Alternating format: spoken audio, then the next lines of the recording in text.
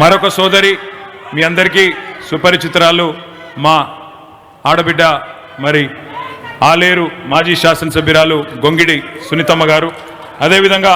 మాజీ మంత్రివర్యులు శ్రీనివాస్ గౌడన్న గారు, దేశ్పత్ శ్రీనివాస్ గారు, మన ఎమ్మెల్సీ గారు, కవి గాయకులు, ఇంకా గౌరవనీయులైన party general secretary head quarters పెద్దలు మాజీ రాజ్యసభ సభ్యులు రావుల చంద్రశేఖర్ రెడ్డి అన్న గారు, డాక్టర్ శ్రవణ్ గారు, డాక్టర్ ఎర్రోల శ్రీనివాస్ గారు, ఇంకా వేదిక పైన చాలామంది పెద్దలు ఉన్నారు. వారందరికీ నేను ఎవరెవరి పేర్లు చెప్తలేనో వాళ్ళందరూ మనసులోనే తిట్టుకోండి, బయట తిట్టుకోవద్దని కోరుతూ, మరి ఉదయం నుంచి పెద్దలు కేసీఆర్ గారి నాయకత్వంలో 15 సంవత్సరాల కిందట ఏదైతే ఒక తీవ్రమైన సంకల్పంతో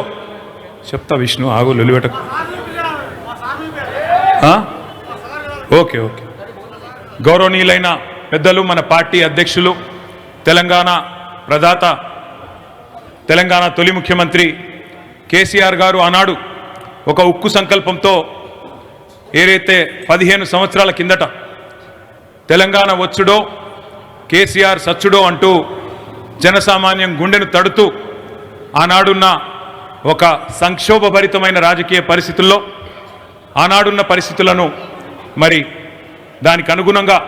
తెలంగాణ సమాజాన్ని మలచడానికి తన ప్రాణాన్నే ఫణంగా పెట్టి ఏదైతే నిరాహార దీక్షకు ఆమర నిరాహార దీక్ష కూర్చున్నారో ఈరోజు సరిగ్గా 15 సంవత్సరాలు నిండుతున్న సందర్భంగా మొత్తం 33 జిల్లా పార్టీ కార్యాలయాల్లో ఎక్కడికక్కడ అన్ని జిల్లా కేంద్రాలలో విజయవంతంగా ఉదయం నుండి కూడా మన పార్టీ శ్రేణులు కదం దొక్కుతూ కరీంనగర్లో ఎక్కడైతే కేసీఆర్ గారు అరెస్ట్ అయినారో అక్కడ దాదాపు 15-20 వేల మందితో, అదేవిధంగా మిగతా అన్ని జిల్లా కేంద్రాల్లో కూడా ప్రతి జిల్లా కేంద్రంలో 3 నుంచి 6 వేల దాకా పెద్ద ఎత్తున పాల్గొని విజయవంతం చేసినందుకు పేరు పేరున ప్రతి ఒక్క గులాబీ కుటుంబ సభ్యుడికి హృదయపూర్వకంగా నా చేతులు జోడించి ధన్యవాదాలు తెలియజేస్తా ఉన్నా. ప్రత్యేకంగా గౌరవనీయులు పెద్దలు తలసాని శ్రీనివాస్ యాదవ్ గారు, పద్మారావు గారు, మాగంటి గోపీనాథ్ గారు నాకేం చెప్పినారంటే, అన్న మొత్తం ఉదయం అన్నీ పూర్తి చేసుకోండి, తర్వాత సాయంత్రానికి ఇక్కడికి మొత్తం పెద్దలందరినీ ఆహ్వానించండి అని చెప్పినారు. మరి మా యువ నాయకులు చాలామంది గోవర్ధన్ రెడ్డి గారు కానీ, మన గోవర్ధన్ రెడ్డి కానీ, ఆశీష్ యాదవ్ కానీ, ఇంకా చాలామంది సోదరులు గజ్జల నాగేష్ గారు కానీ ఇంకా చాలామంది సోదరులు వాళ్ళ కష్టపడి ఈ కార్యక్రమాన్ని చక్కగా విజయవంతం చేసినారు. ఇక్కడికి వస్తుంటే నిజంగా ఈ ప్రభుత్వం ఎంత లేఖి బుద్ధితో వ్యవహరిస్తున్నదో అర్థమవుతా ఉన్నది. ఇక్కడ మా బంజారా ఆడబిడ్డలు 500-600 మంది బ్రహ్మాండంగా వాళ్ళ సాంప్రదాయ వస్త్రాలు వేసుకొని ఈ దీక్షా దివస్ సందర్భంగా వారు కూడా పాల్గొనడానికి వస్తుంటే మొత్తం లైట్లు ఆ క్యాన్సర్ హాస్పిటల్ నుంచి ఇక్కడ వరకు స్ట్రీట్ లైట్స్ కూడా ఆఫ్ చేసి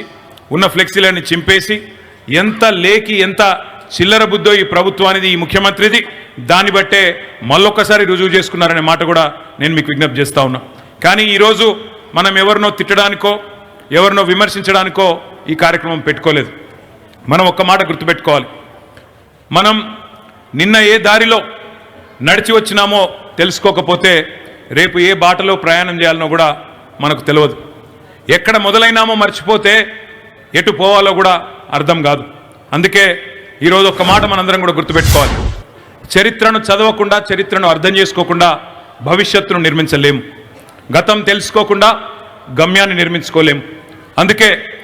ఈరోజున్న ఈ తరానికి, ముఖ్యంగా ఈ పిల్లలు ఎవరైతే ఈరోజు 18 ఏళ్ళు 20 ఏళ్ళ పిల్లలు ఉన్నారో వాళ్లకు తెలంగాణ యొక్క ఉద్యమ చరిత్ర, తెలంగాణ ఉద్యమంలో కేసీఆర్ గారి భూమిక, కేసీఆర్ వెంట ఎందుకు తెలంగాణ సమాజం మొత్తం నడిచింది, ఈ విషయాలన్నీ తెలియజెప్పాల్సిన బాధ్యత మన మీదనే ఉన్నది. ఎందుకంటే ఆనాడు 2009లో కేసీఆర్ గారు నిరాహార దీక్ష కూర్చున్న నాడు 5 ఏళ్ల వయసున్న పిల్ల ఈరోజు 20 ఏళ్ళకు వచ్చింది. ఆ అమ్మాయికి